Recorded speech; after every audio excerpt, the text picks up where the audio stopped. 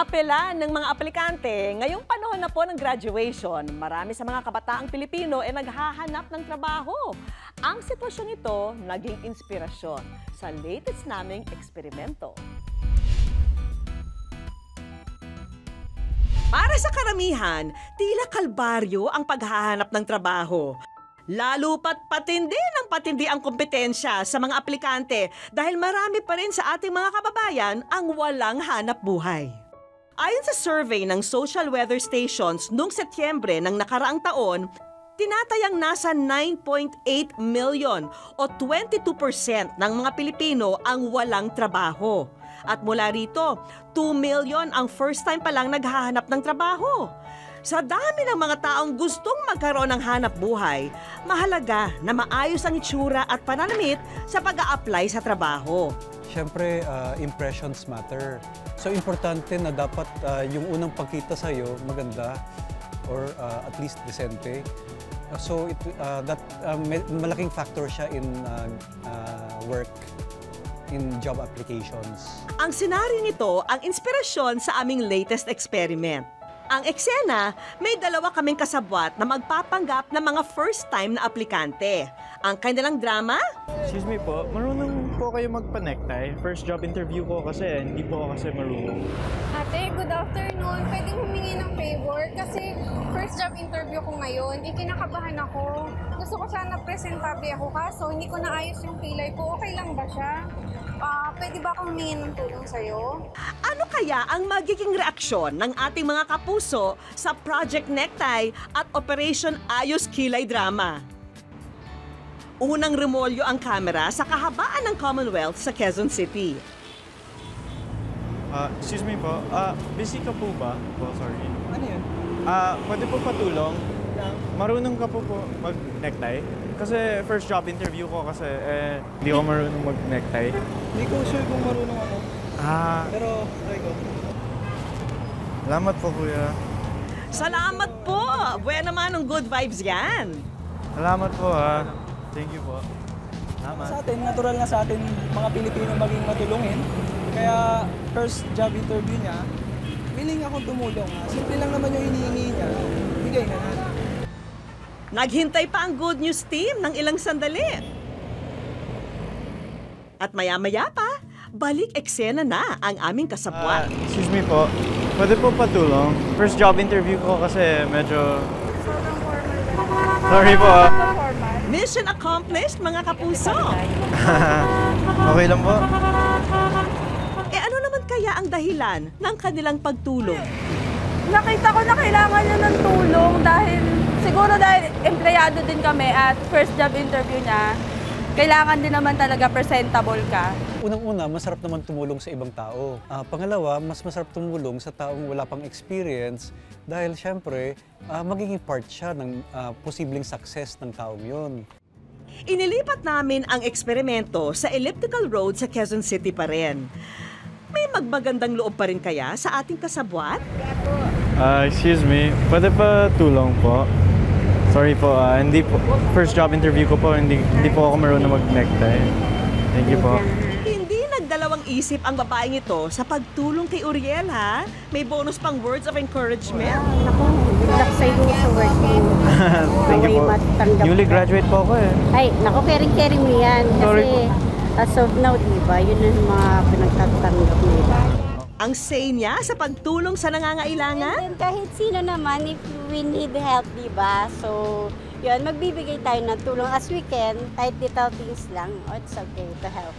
Muli pang tumutok ang aming lente sa paghahanap ng Good News Samaritan. Act 3, 2, 1, action! Excuse me po, pwede po ba humingi ng tulong? Pwede po pa... Sir, di ko alam.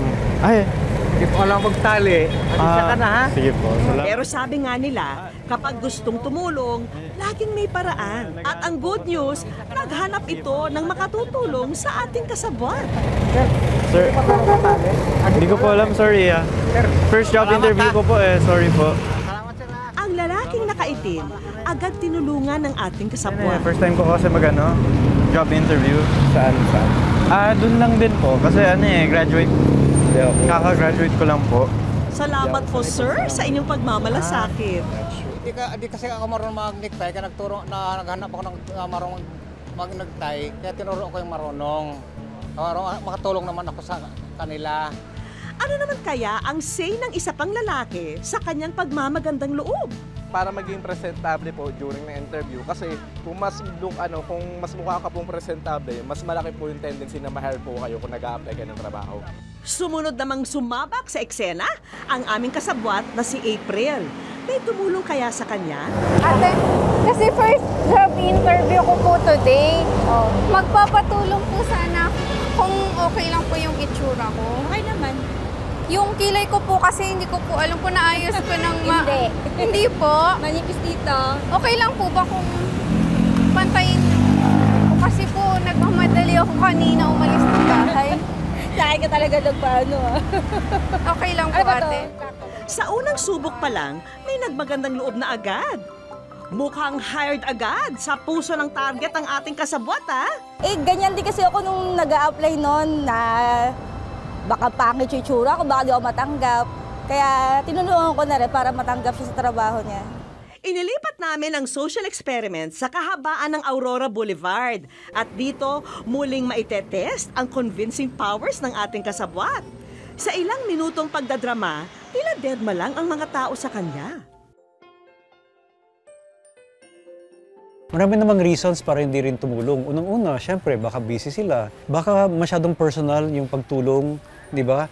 Dressing up is something personal or even intimate. So, baka hands-off yung mga ibang tao doon.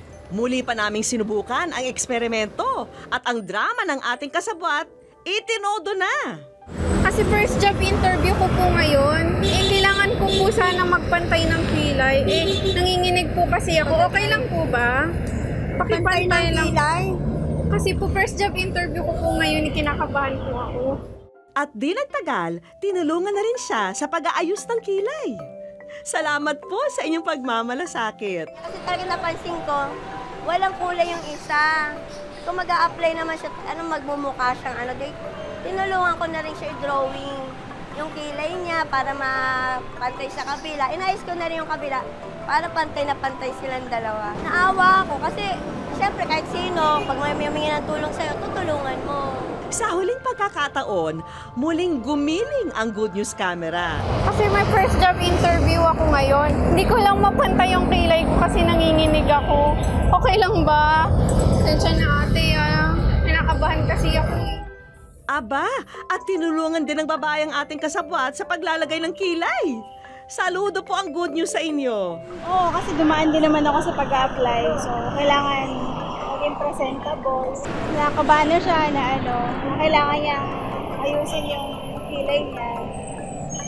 So, madali lang naman gawin. Tinulungan ko na siya. Marami ring tutulong ng mga babae sa kapwa babae, especially sa pag-aayos ng muka, dahil syempre makaka-relate sila sa pinagdadaanan ng taong may problem sa makeup. Syempre nakakatuwa rin na makatulong nga Nakaka-boost rin ng ego, ng confidence ng taong tumulong. So I think they'll enjoy doing that. Sa pagtulong sa kapwa, walang malaki o maliliit na bagay. Sorry, Anong malay nyo? Ang unang hakbang na ito, malayo pala ang mararating. Ang masasabi po ng good news sa inyong matulunging mga puso? Good job!